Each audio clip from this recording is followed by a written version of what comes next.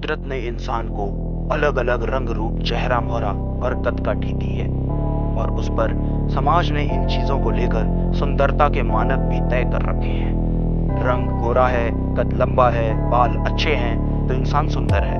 अभिषेक भी ऐसी खोखली मान्यताओं को मानता था, जिसकी वजह से वो अपनी पत्नी गीता की जगह ऑफिस में काम करने वाली रमा को चाहने लगा था। रमा खुले विचारों की होने के साथ खूबसूरत और गोरी भी थी।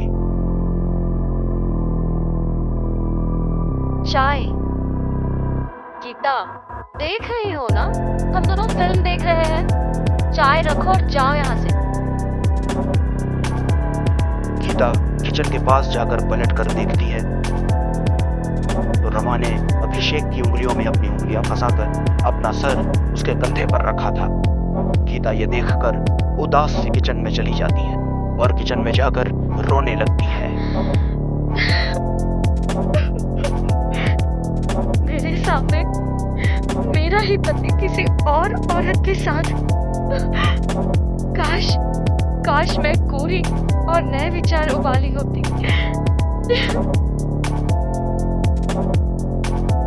फिर अचानक गीता कुछ सोचते हुए अपने आंसू पोंछती है।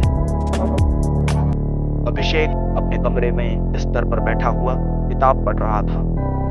तभी गीता कमरे में आती है और उसके हाथ में पानी भरा जग होता है, जिसे वो साइड टेबल पर रख देती है और झिझकती हुई अभिषेक से कहती है, सुनिए, आप रमा जी से मिलना छोड़ दो। जो लड़की शादीशुदा मर्द के साथ उसकी पत्नी के सामने हाथ में हाथ डालकर बैठे, तो लड़की सही नहीं होती। अभिषेक ये सब सुनते ही गुस्से में आ जाता है। ये सब क्या बकवास कर रही हो तुम? नहीं, आप गुस्सा मत कीजिए। मेरे कहने का मतलब ये है कि अगर आपको रमा जैसी लड़की पसंद है तो मैं बनकर दिखाऊंगी आपको वैसे ही कपड़े पहनूंगी। अरे पहले शक्ल तो सुधार लो अपनी, तब करना रमा की बराबरी। एक तो काली, पापा ने जबरदस्ती नहीं की होती ना तो मैं तुमसे कभी शादी नहीं करता। अभिषेक गुस्से में कहता हुआ लाइट बंद करता है और मुंह फेर कर सो जाता है। बाहर से आती हुई चांदनी रोशनी में गीता के एक्सप्रेशन दिखते हैं। वो टूट सी जाती है और वही बेड पर बैठ जाती है। थकी हारी उसकी आंखें फिर से गीली हो जाती हैं। गीता अभिषेक की अपमान भरी बातों को सहती हुई लगातार उसके घर को संवारने की कोशिश करती है। वो लगातार उसके रंग की वजह से उसे इग्नोर करता जा रहा था। गीता किचन से बाहर आती है, लेकिन तभी उसे अभिषेक बाहर जाता दिखाई देता है। वो जोर से दरवाजा बंद कर देता है और गीता सहम सी जाती है। गीता डाइनिंग टेबल पर बैठी रो रही होती है। तभी उसके मोबाइल पर एक मैसेज आता है। गीता अपना मोबाइल उठाती है, अपने आंसू पोंछती है और मैसेज पर क्लिक करती है। अगर आप परेशान हैं, दुखी है तो दी गई वेबसाइट पर क्लिक कीजिए। अपनी सभी परेशानी हल है। बोलता आईना। कीमत 21,000। ये साइट तो बहुत अजीब है। क्या करूं? खरीद लूं ये आईना? अगर ये सब झूठ हुआ तो? जो सच सामने है उससे तो बुरा नहीं है ये। आपकी ट्रांजैक्शन पूरी हो चुकी है। अपने दुखों से दूर होने की पहली सीढ़ी आप चढ़ चुकी हैं। बधाई। गीता जिस दुख को जी रही थी उसे दूर करने आ रहा था बोलता आईना। एक ऐसा आईना जो खून मांगता है। लगता है किसी ने मजाक किया है।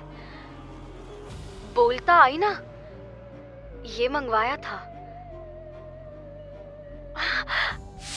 ये तो पूरा काला है। इसमें तो कुछ भी नहीं दिख रहा। मुझे काला देखकर परेशान मत होना और बोलता देख, घबराना मत।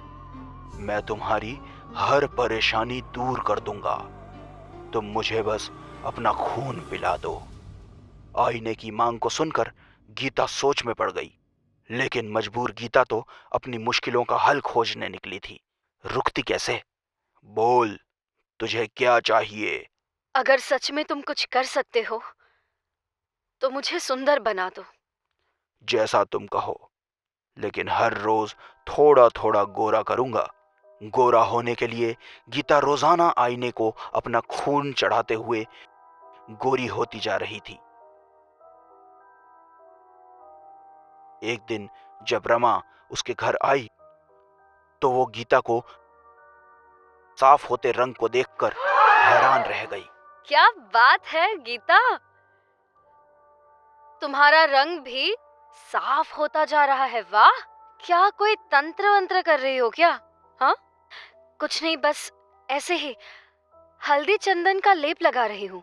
हाँ, उसका ही असर है। तुम्हें चाहिए तो मैं तुम्हें भी फॉर्मूला बता देती हूँ। रंग साफ करने की जरूरत ना कालों को होती है, गोरों को नहीं। इसके मुंह मत लगो रमा, वरना दिन खराब हो जाएगा। और तुम यहाँ क्या खड़े खड़े हमारी बातें ही सुनती रहोगी, या चाय भी दोगी हमको? चाय बन चुकी है, लाती हूँ। बहुत चिंता है तुम्हें मेरे मूड की। प्यार किया है, मजाक नहीं। हम कब तक ऐसे छुपकर प्यार करेंगे अभिषेक? कुछ करो ना प्लीज, दूर करो इस घटिया औरत को अपनी लाइफ से। मैं तो कहती हूँ जहर देकर मार ही क्यों नहीं देते। चिंता मत करो रमा, वो दिन भी जल्दी आ जाएगा। नीचता की भी हद होती है रमा। जब से शादी हुई है तब से तुम दोनों की हरकतें झेल रही हूँ, लेकिन अब दूसरों की भावनाओं के साथ खिलवाड़ करने के लिए तुम दोनों जैसे कमीनों को भयानक सी सजा मिलनी चाहिए। और वो सजा मैं तुम दोनों को दूंगी। तुम्हारी हिम्मत कैसे हुई ये सब कहने की? बोलते आईने, मेरी परेशानी और दुख की जड़ ये दोनों है। खत्म कर दे इन्हें। कैसा तुम कहो।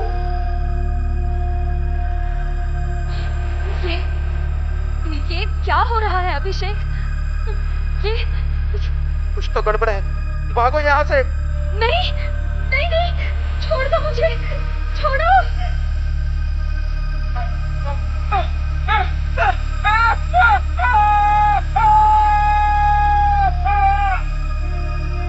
आज मैं आजाद हो गई, आजाद हो गई मैं।